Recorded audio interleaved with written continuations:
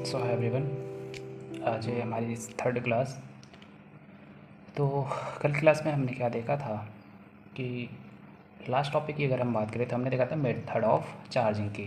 तो method of charging कितने type के थे हम लोग पढ़े थे? 3 टाइप के। कौन कौन से थे? पहला था रबिंग, दूसरा था अर्थिंग जिसे हम इंडक्शन कहते थे, और तीसरा बचा था हमारा कंडक्शन। ठीक, कॉन्टैक्ट। ठीक, अब हम कॉन्टैक्ट की बात अगर हम करें तो तीसरा पॉइंट है हमारा कॉन्टैक्ट। मेथड ऑफ चार्जिंग का तीसरा पॉइंट ये जेईमेंस और बोर्ड्स दोनों के लिए ही इम्पोर्टेंट टॉपिक है, जेईमेंस और बोर्ड्स के लिए। ठीक, अब कॉन्टैक्ट क्या होता है? जैसे हमने एक बॉडी ली, ठीक, ये बॉडी हमने Q1 चार्ज की बॉडी ली है, ठीक है, ये पॉजिटिव है।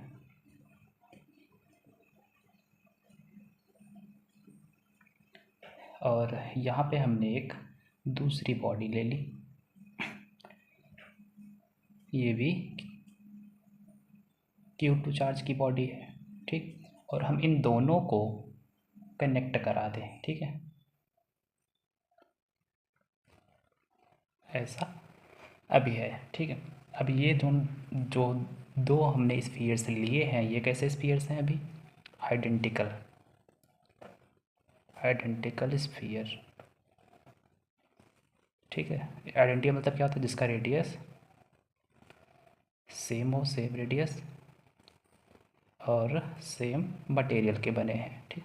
और बाहर से कोई अर्थिंग नहीं की गई इसमें, इसे हम आइडेंटिकल स्फीयर्स कहते हैं, ठीक। अब अगर हम व्हेन दे आर कनेक्टेड, अगर हम दोनों को क्या कर दें? कनेक्ट कर दें, तो यहाँ पे Q टोटल क्या हो जाएगा? Q टोटल होगा हमारा, क्या हो जाएगा? Q1 plus Q2।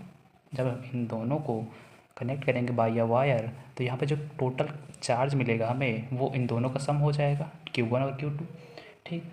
क्योंकि हमने पढ़ा था ना कि चार्ज स्केलर होता है, डायरेक्ट जुड़ जाता था। अब अगर हम कॉन्टैक्ट को ब्रेक करते हैं, व्हेन कॉन्टैक्ट इज ब्रोकन, जब कॉन्टैक्ट को हम तोड़ दें, ठीक, हमने क्या किया? इसके जो ये कॉन्टैक्ट है इन दोनों के बीच में, उसे ब्रेक कर दिए। जब कॉन्टैक्ट ब्रेक हो जाएगा तो क्या होगा? जो चार्ज होगा वो इक्वली डिस्ट्रीब्यूट हो जाएगा दोनों स्फीयर्स में, ठीक। अगर हम इसके कॉन्टैक्ट को ब्रेक कर दें तो जो चार्ज होगा, charge is equally divided between these two sphere, ठीक। अगर हम कांटेक्ट को तोड़ देंगे तो क्या होगा? जो चार्ज है इन दोनों का वो क्यू टोटल ये इतना मिलेगा, ठीक। अगर हम चार्ज को इनके कांटेक्ट को तोड़ेंगे तो जो इनके पास चार्ज था वो आपस में बराबर बराबर बट जाएगा। ऐसा क्यों? रीज़न की अगर हम बात करें, क्योंकि इनका जो पोटेंशियल होगा वो सेम होगा, सेम पोटेंशियल। अभी इसके बारे में हम बाद में भी बात करेंगे, मतलब आने वाले लेक्चर्स में, ठीक। तो जैसे यहाँ पे क्या हुआ था कि ये Q1 चार्ज की बॉडी थी, ये Q2 चार्ज की बॉडी थी, इन दोनों को हमने किसी वायर से कनेक्ट करा दिया तो Q टोटल जो मिला हमें Q1 Q2 मिला, ठीक। तो जब इनके कॉन्टेक्ट को हम तोड़ देंगे तो यहाँ पे चार्ज क्या होंगे? इक्वली डिवाइड हो जाएंगे इन दोनों के बीच में। मतलब ये कोई बॉडी थी, ये वाली बॉडी है, और यहाँ पे ये वाली बॉडी हमने यहाँ पे ले ली, तो यहाँ पे जो चार्ज मिलेगा वो क्या हो जाएगा? Q1 प्लस Q2 बाई 2 हो जाएगा इसके पास, और Q1 प्लस Q2 बाई 2 इसके पास। मतलब चार्ज इक्वली डिवाइड हो जाएगा। अब हम कुछ एग्जांपल्स से अगर हम समझे, तो एग्जांपल नंबर 1 से अगर हम चलें, एग्जांपल नंबर 1, हमने कोई एक बॉडी ली जिसका चार्ज है 10 कूलम, हमने दूसरी बॉडी ली जिसका चार्ज है 2 कूलम, ठीक। हमने क्या किया? पहले तो कांटेक्ट कराया, कॉन्टैक्टेड एंड रिमूव्ड। तो कांटेक्ट करा के हमने क्या किया, रिमूव करा दिया, ठीक है। तो यहाँ पे अगर हम आपसे पूछे कि फाइनल चार्जेस क्या होंगे, फाइनल चार्जेस, ठीक। तो ये हमारा पहला क्वेश्चन हुआ। दूसरा क्वेश्चन, क्वेश्चन नंबर 2, कि ये कोई बॉडी है, ये भी 10 कूलम्ब की है, ठीक। और यहाँ पे हम 5 - 5 कूलम्ब ले रहे हैं, ठीक है। यहाँ पर वही करा है, कॉन्टैक्टेड एंड रिमूव्ड। तो क्यू फाइनल बताइए, क्यू फाइनल क्या होगा, ठीक है। तो पहले इन दोनों को अगर हम सॉल्व करें तो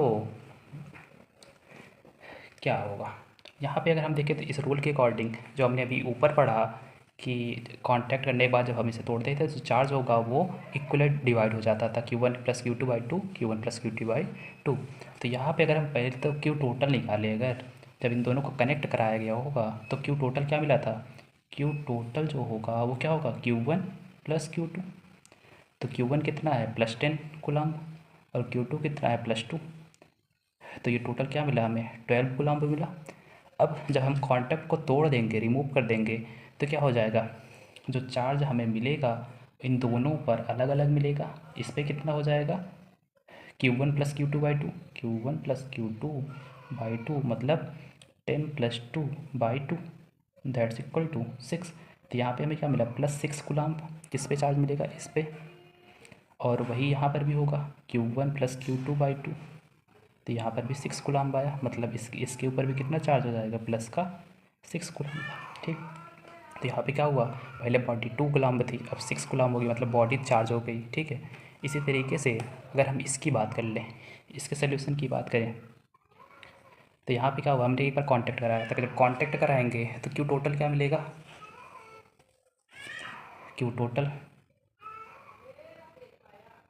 इक्वल टू क्या मिलेगा, Q1 + Q2। Q1 कितना है, 10, और Q2 कितना है, -5। प्लस करेंगे तो माइनस ही होगा, positive negative equal to negative, that's equal to 5 coulomb. अब इस पर 5 कूलम्ब मिला। अब अगर हम इसे रिमूव करते हैं, जो कॉन्टेक्ट बनाए थे उसे रिमूव करेंगे तो क्या होगा, दो बॉडीज़ हमारी जो आइडेंटिकल स्फीयर्स थे, इस पर चार्ज क्या आ जाएगा, Q1 + Q2 / 2, मतलब 10 + -5/2, क्योंकि Q1 +10 था और Q2 क्या थी, -5। तो यहाँ पे क्या मिला हमें, 5/2 कूलम्ब, और इस पर भी वही मिलेगा 5/2 कूलम्ब, ठीक है। वही Q1 + Q2 / 2 करेंगे +5/2 कूलम्ब इस पर भी आ जाएगा। तो ये क्या हुआ हमारा आंसर, ठीक।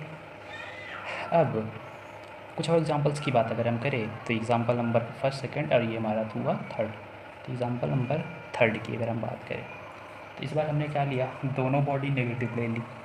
ये एक बॉडी थी और ये एक बॉडी थी, इस पर -5 कूलम्ब, इस पर -3 कूलम्ब। वही इसमें भी किया गया, कॉन्टैक्टेड एंड रिमूव्ड।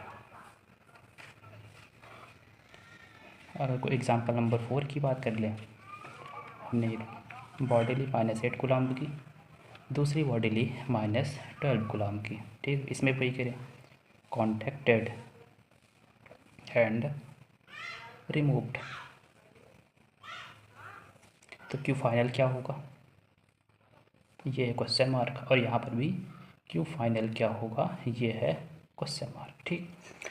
तो अगर हम चार्जेस की बात करें तो चार्जेस क्या होंगे, अब हमने कांटेक्ट कराया, जब कांटेक्ट कराएंगे तो टोटल चार्ज मिलेगा क्यू टोटल। तो क्यू टोटल क्या हो जाएगा, इन दोनों का सम, मतलब -5 + -3 दैट्स इक्वल टू -8 कूलम्ब, मतलब टोटल चार्ज इतने हैं। तो जब बॉडी को हम क्या कर देंगे, सेपरेट कर देंगे, तो सेपरेट जैसे करेंगे मतलब रिमूव कर देंगे जो जिससे कनेक्ट कराए थे, तो यहाँ पे क्या हो जाएगा, Q1 + Q2 / 2 मतलब -5 + -3/2 दैट्स इक्वल टू कितना होगा, -4 कूलम्ब, ठीक। इसी तरीके से जो दूसरी बॉडी थी इस पर भी कितना आ जाएगा, -4 कूलम्ब, ठीक। तो फाइनल चार्ज क्या हुआ, -4 कूलम्ब, -4 कूलम्ब, ये क्या हुआ आंसर। इसी तरीके से इसकी अगर हम बात करें तो क्या होगा, क्यू टोटल क्या मिलेगा हमें पहले तो, अगर हम कांटेक्ट करा देंगे मतलब वायर से कनेक्ट करेंगे तो क्या हो जाएगा, -8 कूलम्ब प्लस -12 कूलम्ब। ठीक, तो यहाँ पे क्या हो जाएगा,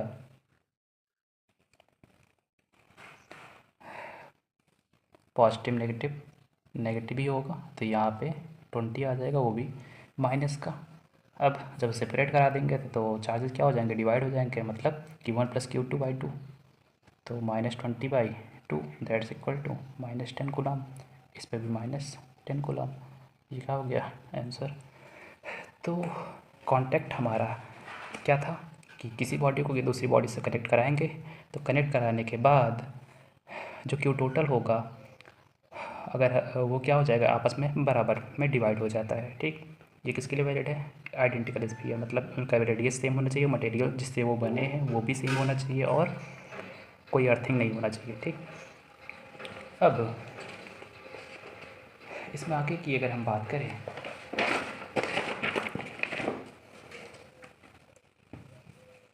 जैसे हमने कोई एक क्वेश्चन लिया। ठीक, क्वेश्चन है हमारा, question when a body is earth connected,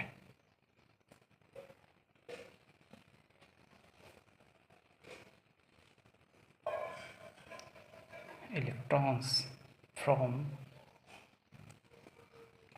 the earth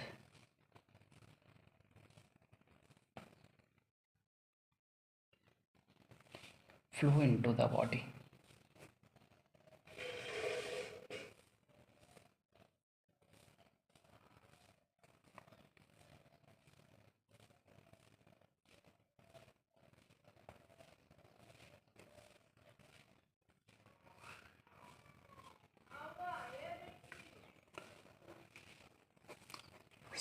इस क्वेश्चन में हमसे क्या पूछा है कि जब कोई बॉडी अर्थ से कनेक्ट होगी, इलेक्ट्रॉन्स अर्थ से बॉडी की तरफ फ्लो हो रहे हैं, इसका मतलब क्या होगा। पहला ऑप्शन है अनचार्ज बॉडी है,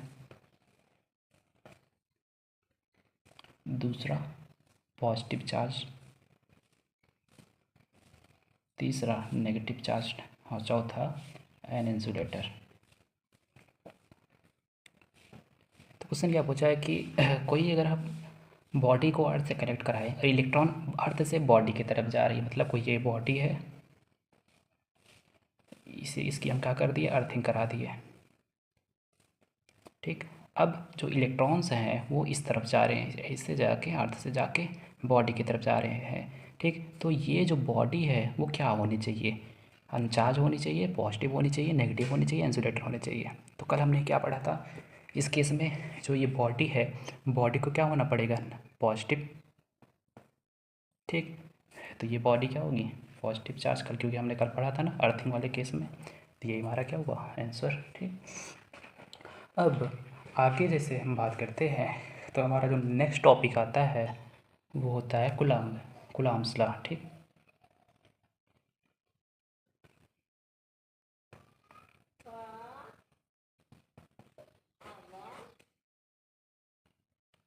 तो कुलाम्स लॉ क्या होता है इसकी अगर हम बात करें,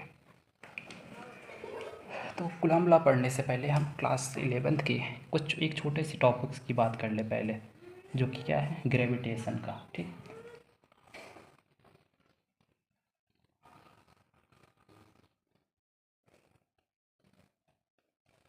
ग्रेविटेशन, तो ग्रेविटेशन में हमने क्या पढ़ा था कि अगर ये कोई m1 मास है, ये कोई m2 मास है, इन दोनों के बीच का जो सेपरेशन है वो r है, तो ये एक दूसरे की तरफ एक फोर्स एग्जर्ट करते थे जो कि F था, और जो F की वैल्यू थी वो कहाँ से निकली थी, F प्रोपोर्शनल था किसके, दोनों के मासेस के, m1 m2, और रेसिप्रोकल था किसके, square of distance between them. ये हम लोग पढ़े थे क्लास 11th में। फिर जब प्रोपोर्शनलिटी जब ये हटाए थे तो F इक्वल टू हमें मिला था Gm1 m2 अपान में r², जहाँ पे G जो था वो क्या था, यूनिवर्सल ग्रेविटेशनल कांस्टेंट,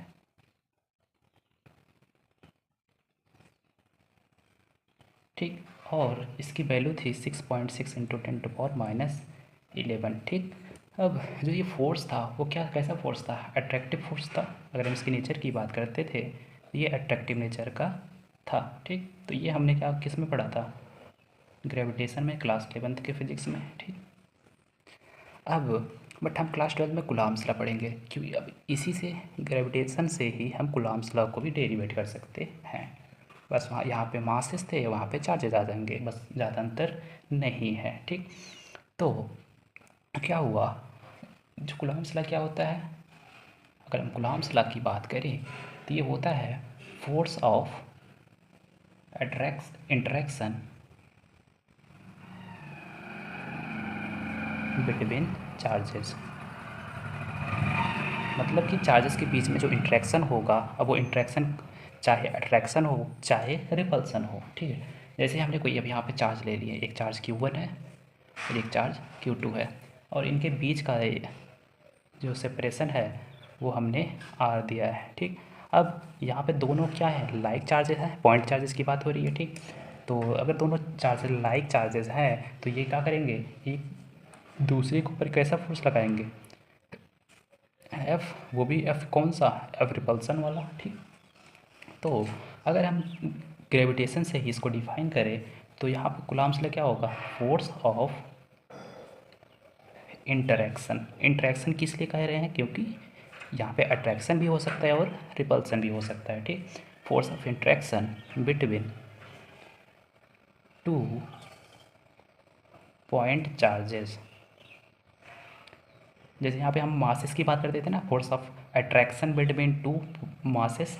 ठीक। तो यहाँ पे क्या कहेंगे? Force of attraction between two point charges is directly proportional to the product of charges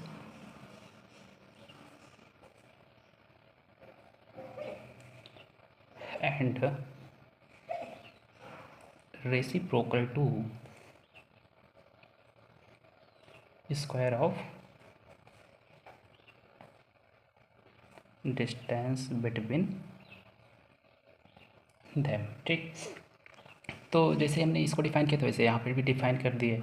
यह जो प्रोपोर्शनल था M1 M2 के प्रोडक्ट के, यहाँ पे जो फोर्स प्रोपोर्शनल हो किसके?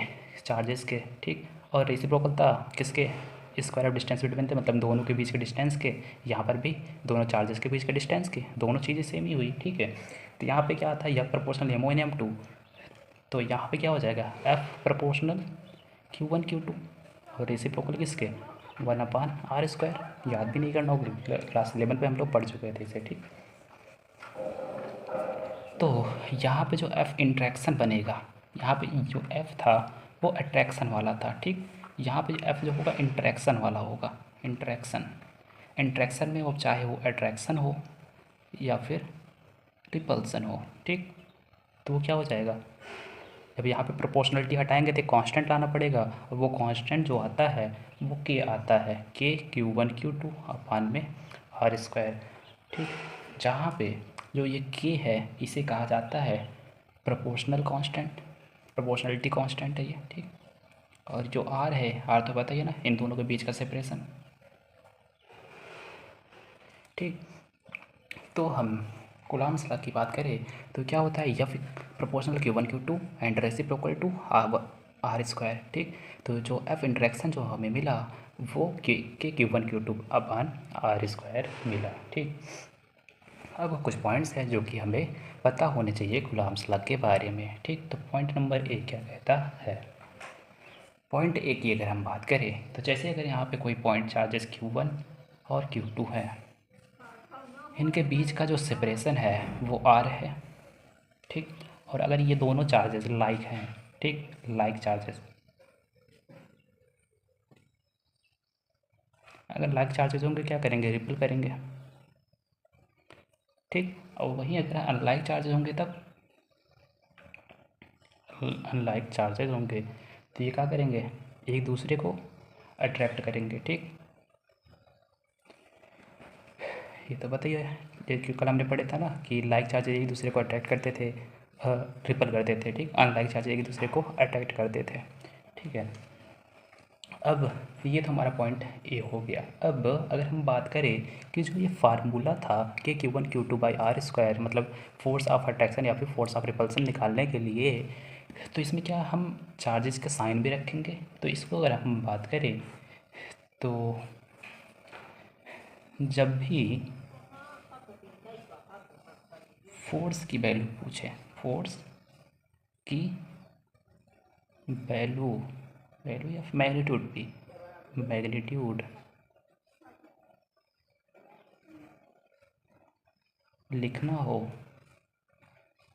तो क्या करेंगे, जब भी फोर्स की वैल्यू या मैग्नीट्यूड की लिखने की बात करेगा तो जो एफ होगा, एफ इक्वल टू क्या लिखेंगे, के, और इनका जो चार्जेस हैं उनका मॉड ले लीजिएगा, के Q1 Q2 अपान में r²। यही आपको क्या करना है, रखना है, ठीक। और एक बात याद रखिएगा, कभी भी साइन ना रखिएगा, ठीक है, साइन मत रखना, कभी भी साइन मत रखना इसमें, ठीक। अगर आपने साइन रख दिया तब क्या होगा, अगर हम बात करें, नोट पॉइंट में याद रखिएगा, if you are taking sine, अगर आप साइन को ले रहे हैं तो एफ जो होगा, अगर वो पॉजिटिव आया तो क्या दिखाएगा, रिपल्सन को दिखाएगा। वही अगर एफ इक्वल टू नेगेटिव आया तो क्या दिखाएगा, अट्रैक्शन को। बस इतना ही था, ठीक। तो कुछ एग्जांपल्स की अगर हम बात कर लें,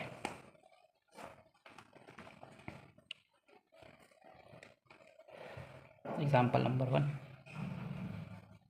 ये कोई पॉइंट चार्ज था -+2 कूलम्ब अगर हम ले लिए, ठीक, और यहाँ पे +3 कूलम्ब ले लिए। अब क्या होगा यहाँ पे, अगर हम यहाँ पे फोर्स की बात करें तब तो जो फोर्स होगा, इनके बीच का सेपरेशन भी दे दिए आ रहे अभी के लिए, तो यहाँ पे जो फोर्स ऑफ इंट्रैक्शन क्या होगा, तो एफ इक्वल टू क्या था, अब ये दोनों लाइक चार्जेज हैं, अगर लाइक चार्जेज थे तो यहाँ पे क्या होता था, रिपल्सन होगा, ठीक है। तो यहाँ पे एक दूसरे को ये क्या करेंगे, रिपल करेंगे। कितना रिपल करेंगे, मतलब फोर्स क्या होगा यहाँ पे, तो जो एफ होगा, चाहे अट्रैक्शन या रिपल्सन के लिए हम फार्मूला यही लगाते थे, तो एफ इक्वल टू के Q1 Q2 अपान में r²।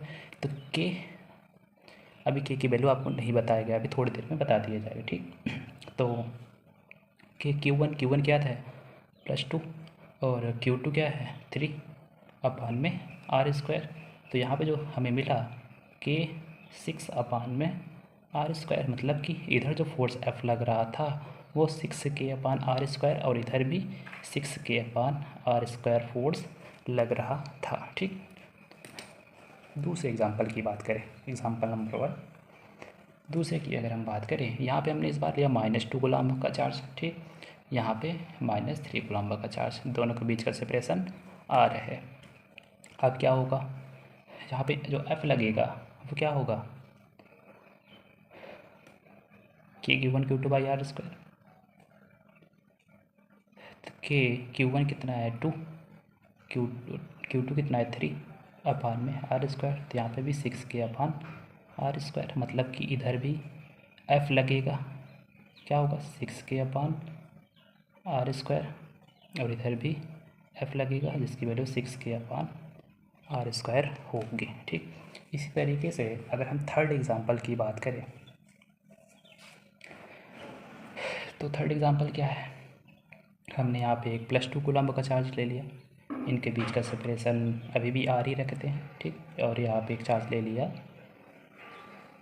-3 ले लिया, ठीक। तो यहाँ पे क्या होगा, अब दोनों अनलाइक चार्जेस हैं, अगर लाइक चार्जेस होते तो रिपल्सन हो जाता, अब ये अनलाइक चार्जेस हैं तो यहाँ पे क्या होगा, अट्रैक्शन होगा इन दोनों के बीच।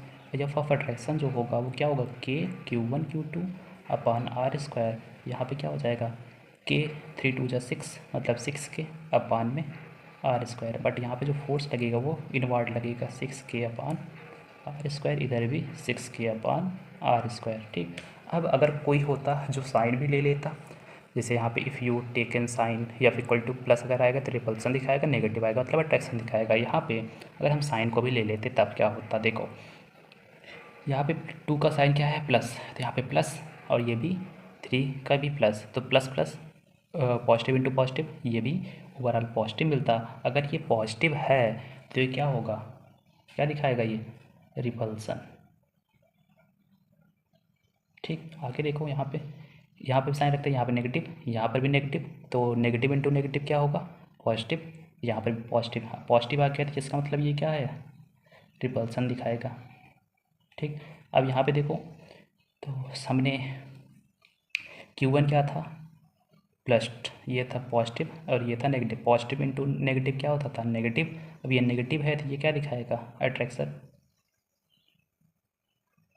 ठीक, हमने यहाँ पर भी डायग्राम से भी देखा था, ये अट्रैक्शन, ये रिपल्सन, रिपल्सन, अट्रैक्शन, ये सब दिखा रहा था। तो ये था हमारा पॉइंट नंबर ए। अब पॉइंट नंबर बी की अगर हम बात करें, ठीक,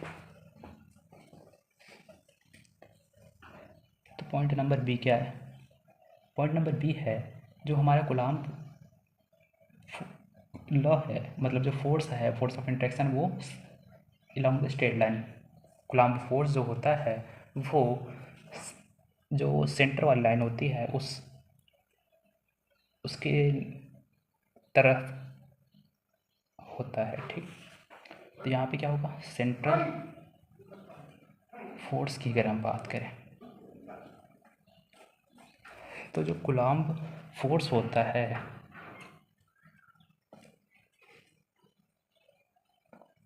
इज सेंट्रल, जो फोर्स क्या होता है, सेंट्रल इन नेचर, मतलब सेंटर की तरफ।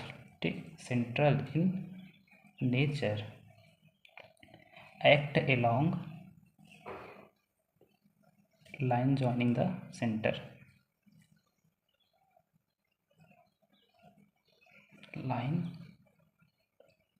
Joining the centre. ठीक, जैसे देखो ये कोई चार्ज लिया हमने +2 कूलम्ब का, यहाँ पे हमने ले लिया +7 कूलम्ब का। अब ये जो होगा ये क्या है, एक लाइन है जो कि इन दोनों से पास हो रही है। ठीक है, अब जो इनके ऊपर फोर्सेस लगेंगे वो एक तो इस साइड में लगेगा रिपल्सन वाला फोर्स, एक इस साइड लगेगा रिपल्सन वाला फोर्स। ठीक, अब जो ये फोर्स लगा है वो इन्हीं लाइन से होके गया जो कि इन दोनों को मतलब ज्वाइन करा रही थी। ठीक है, मतलब सेंट्रल लाइन इन्हीं इन्हीं लाइन से गया है, चाहे जब अट्रैक्शन होता है तब भी, अगर रिपल्सन है तब भी। तो यही क्या है, सेंट्रल फोर्स है, मतलब लाइन जो है, line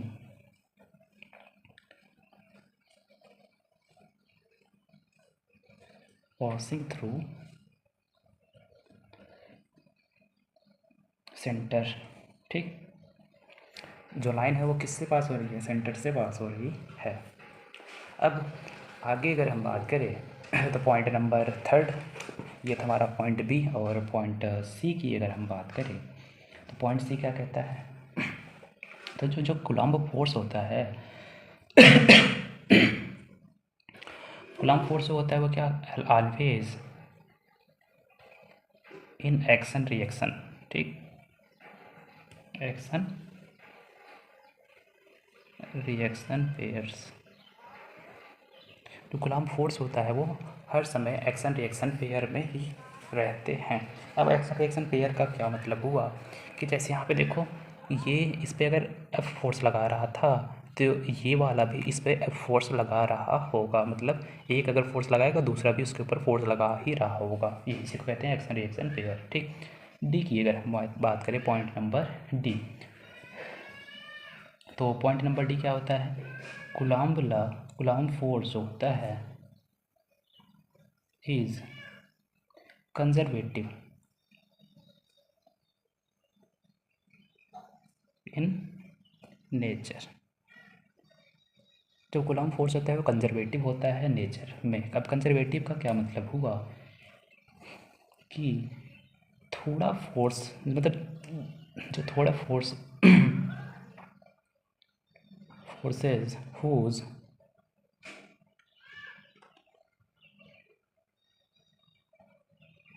work done is independent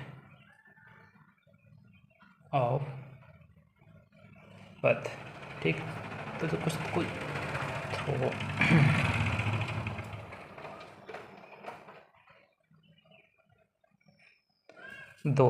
those forces whose work done is independent of path होता है, मतलब कि जिनका वर्क डन बर्थ से इंडिपेंडेंट होता है उसे ही हम कंजर्वेटिव कहते हैं। ठीक, अब ई की अगर हम बात कर लें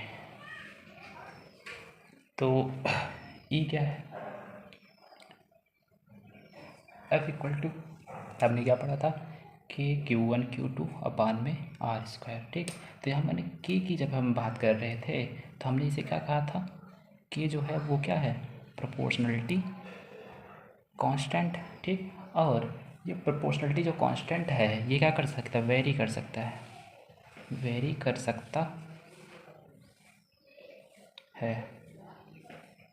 ये किस पे डिपेंड करेगा, डिपेंडिंग ऑन मीडियम,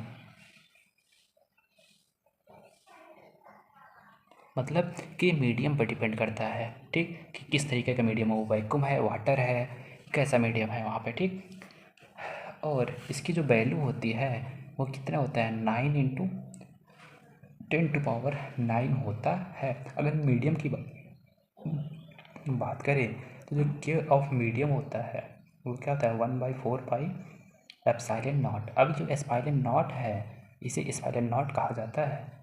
ये होता क्या है, ये परमिटिविटी होती है, परमिटिविटी ऑफ फ्री स्पेस होता है। ठीक,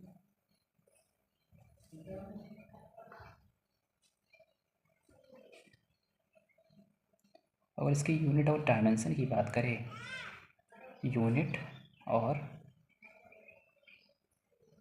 डायमेंशन की बात करें तो क्या होता है, एफ इक्वल टू, हम क्या पढ़े की जगह हम ये रख सकते हैं, तो एफ इक्वल टू क्या हो जाएगा, 1/4πε0 into Q1 Q2 upon R square. ये कर सकते हैं ना, तो हमें ε0 चाहिए, ε0 क्या हो जाएगा, ε0 इक्वल टू 1/4π Q1 Q2 अपान में FR स्क्वायर, यही होगा। ठीक, अब यहाँ पे अगर हम यूनिट की बात कर लें तो कल हमने ई फोर्स के भी यूनिट पढ़ी थी ना, मतलब फोर्स की पढ़ी होगी पहले से। ε0 की अगर हम बात करें तो ε0 की जो यूनिट होगी वो चार्जेस का क्या हो जाएगा, कूलम्ब। तो यहाँ पे कूलम्ब स्क्वायर, इसका कूलम्ब, इसका कूलम्ब, कूलम्ब स्क्वायर। फोर्स क्या क्या होगा, न्यूटन। ठीक है, वो भी नीचे है, न्यूटन इनवर्स हो गया, और ये आर मतलब रेडियस यहाँ पे मीटर में होगी बात, तो है -2, नीचे था तो ऊपर चला जाएगा, -2 हो जाएगा। ठीक, अगर हम डायमेंशंस की बात करें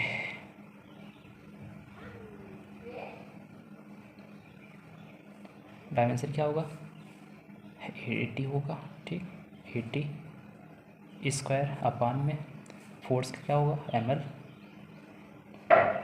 T⁻²,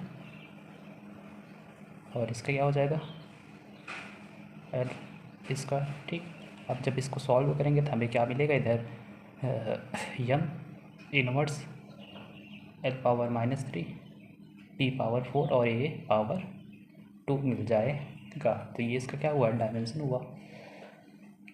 और अगर हम ये बात करते थे ये अलग अलग होता है। ठीक, तो कुछ का अगर हम बात करें तो जो E0 होता है वैक्यूम का, मतलब परमिटिविटी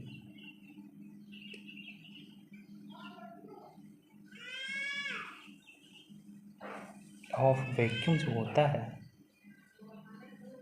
वो फिक्स होता है, जो कि होता है 8.85 × 10⁻⁻12 coulomb square newton inverse metre power -2, ये फिक्स होता है। ठीक, अब अगर हम E0 की बात करें वो अलग अलग मीडियम में कैसा होगा, इसकी अगर हम बात, इसे हमने वैक्यूम की बात कर दी, अब इसे हमने इसे वाटर में डिप करा दिया तब क्या होगा, तो इसके लिए हमें ये पॉइंट पढ़ने होते हैं। जैसे अगर E0 जो था वो हम क्या पढ़े थे, परमिटिविटी,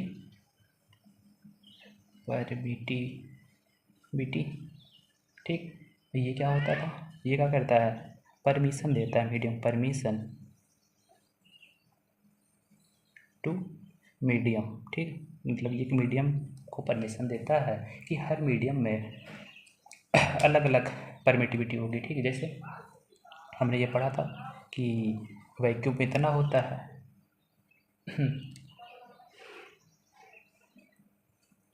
ठीक, ये वैक्यूम ने इस फाइनॉट की वैल्यू इतना दिया, तो हर अलग अलग मीडियम होके वो अलग अलग परमिटिविटी देंगे, ठीक। तो हर मीडियम अलग परमिशन देता है, ठीक है, अलग परमिशन देता है फोर्स लगाने के लिए, ठीक, फोर्स लगाने के लिए, ठीक। तो वैक्यूम के लिए परमिटिविटी ये होता है, ठीक, और अलग मीडियम के लिए अलग मीडियम में होगा। जैसे हम आगे बात करते हैं, अब जैसे एग्जांपल से समझते हैं। एग्जांपल हमने क्या लिया कि ये कोई Q1 चार्ज है, यहाँ पे Q2 चार्ज है, ये इन दोनों के बीच का सेपरेशन जो है वो R है, और इसे हमने किसी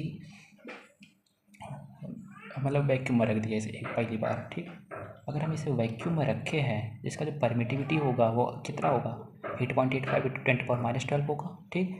अब अगर ये वैक्यूम है तो हमको पता है ये होता है। अगर वैक्यूम नहीं होगा, जैसे हमने इसे वाटर में किसी मीडियम में डिप कर दिया, तब क्या होगा।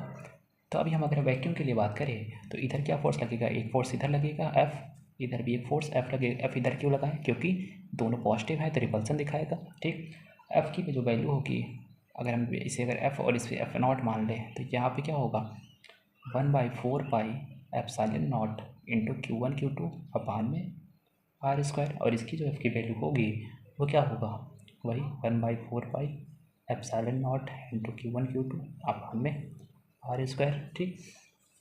वही अगर ये वाला जो क्वेश्चन था, मतलब जो चार्जेस थे, इसको अगर हम मीडियम में रख देते हैं, जैसे हमने क्या किया इस बार रख दिया Q1 को किसी मीडियम में रख दिया, Q1 Q2 को, ठीक। अगर हम किसी मीडियम में रख दिए, किस में रखे हैं, मीडियम में, अब वो मीडियम कुछ भी हो सकता है, ठीक। हमने यहाँ पे किसी मीडियम में रखा है, अगर हम मीडियम में रखें इसका मतलब क्या होगा कि इसका जो परमिटिविटी होगा वो अलग हो जाएगा, तब इसका जो एफ ऑफ मीडियम होगा तो वो क्या हो जाएगा। पहले तो अगर हम इसकी बात करें तो ये दोनों एक दूसरे को रिपल्सन दिखाएगा एफ, और ये भी एफ होगा, ठीक। अब जो एफ ऑफ दिस मीडियम होगा, मतलब जो इस फोर्स का मीडियम होगा वो चेंज हो जाएगा। क्यों चेंज होगा, क्योंकि यहाँ पे वैक्यूम था तो इस वाले नॉट की वैल्यू अलग होगी, अब ये मीडियम है तो इस वाले नॉट की वैल्यू अलग होगी। तो यहाँ पे क्या होगा, एफ ऑफ जो मीडियम मिलेगा हमें 1/4 पाई एप्सिलॉन नॉट। अब एप्सिलॉन जो एप्सिलॉन की वैल्यू होगी वो कौन सी वाली होगी, मीडियम की होगी, क्योंकि हर मीडियम जो होता है अलग अलग परमिशन देता है फोर्स लगाने के लिए। तो हमने इस जो ये मीडियम की जो एप्सिलॉन परमिटिविटी होगी उसे लगाना पड़ेगा, बाकी चीज़ें सेम ही रहेंगी, ठीक। तो अब हम इसे निकालेंगे कैसे, अगर हम बात करें ई ऑफ मीडियम निकालेंगे कैसे, तो इसके लिए हमें एक पॉइंट पढ़ना पड़ेगा जो कि है क्या, डाइलेक्ट्रिक कांस्टेंट, ठीक, डाइलेक्ट्रिक कांस्टेंट। अब डाइलेक्ट्रिक कांस्टेंट जो होता है इसे हम कहते हैं रिलेटिव परमिटिविटी,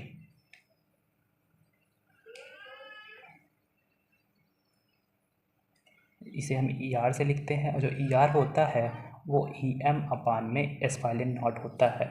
ई आर मतलब डाइलेक्ट्रिक कांस्टेंट या फिर रिलेटिव परमिटिविटी, और ई एम मतलब क्या होगा, ई एम मतलब एप्सिलॉन मतलब परमिटिविटी ऑफ मीडियम होगा, और एप्सिलॉन नॉट क्या होगा, परमिटिविटी ऑफ वैक्यूम होगा, ठीक, मतलब परमिटिविटी ये वाला।